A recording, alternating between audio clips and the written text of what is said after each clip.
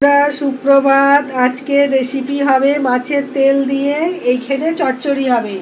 এর মধ্যে আমি কেটে রেখেছি, এইটা দেখুন, ফুলকপির ডাঁটা, কুমড়ো, গাজর, আলু আর মটরশুঁটি। বন্ধুরা, আমি এবারে গ্যাসটা ধোয়াচ্ছি, কড়াইটা বসিয়েছি। বন্ধুরা, কড়াইয়ের মধ্যে তেল দিচ্ছি। তেলটা গরম হয়ে গেছে বন্ধুরা, এতে পেঁয়াজ দিচ্ছি আগে।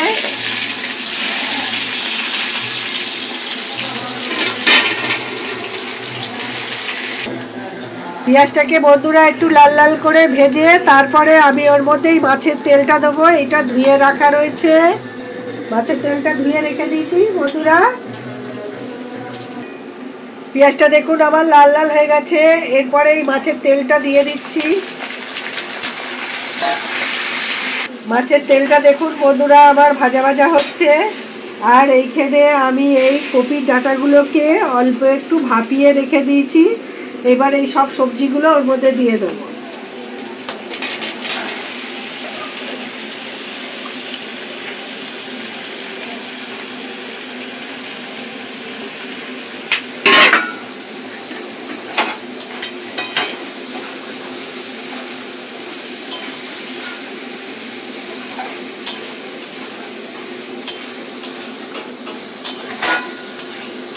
দিয়ে একটু ভাজবো। সবজিগুলো আমার ভাজা ভাজা হয়ে গেছে বন্ধুরা। এর মধ্যে এবার দেবো মশলা। এখানে আদা, রসুন, জিরে, কাঁচা লঙ্কা সব বেটে রেখেছিলাম। আর 1 চামচ দেবো গুঁড়ো লঙ্কা, আর 1 চামচের মতন দেবো হলুদ, দেবো টমেটো,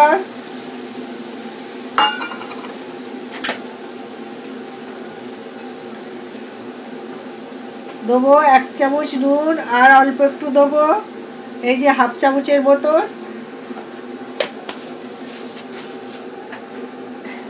এবার দিয়ে সব কটাকে ভালো করে কষে দেবো।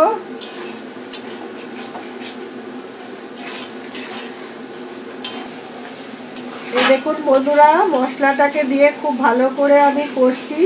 যতক্ষণ না মশলার কাঁচা গন্ধটা বার হয় ততক্ষণ কষে যেতে হবে বন্ধুরা। এই দেখুন,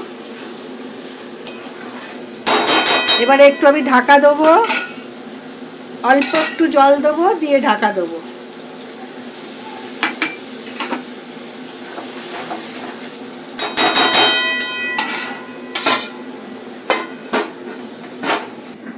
ঢাকাটা খুলছি বন্ধুরা।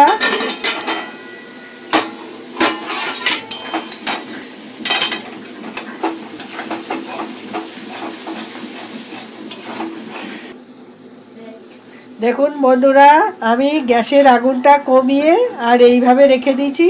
এতে দেখুন আমার এইটা খুব সুন্দরভাবে হয়ে এসছে। এই দেখুন আলুগুলো সব গলে গেছে, সব সবজি গলে গেছে এর মধ্যে। এইবারে আমি একটু এতে ধনেপাতা দিয়ে দেবো।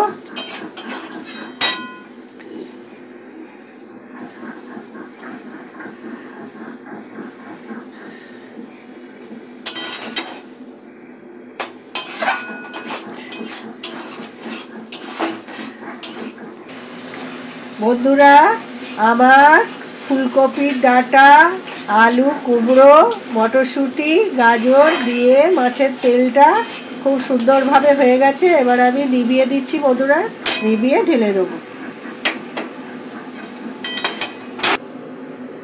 বন্ধুরা, মাছের তেল দিয়ে চচ্চড়িটা আমার হয়ে গেছে। যেইভাবে আমি করেছি, যেই পদ্ধতিতে করেছি, আপনারা একবার হলে এইভাবে করে খেয়ে দেখবেন।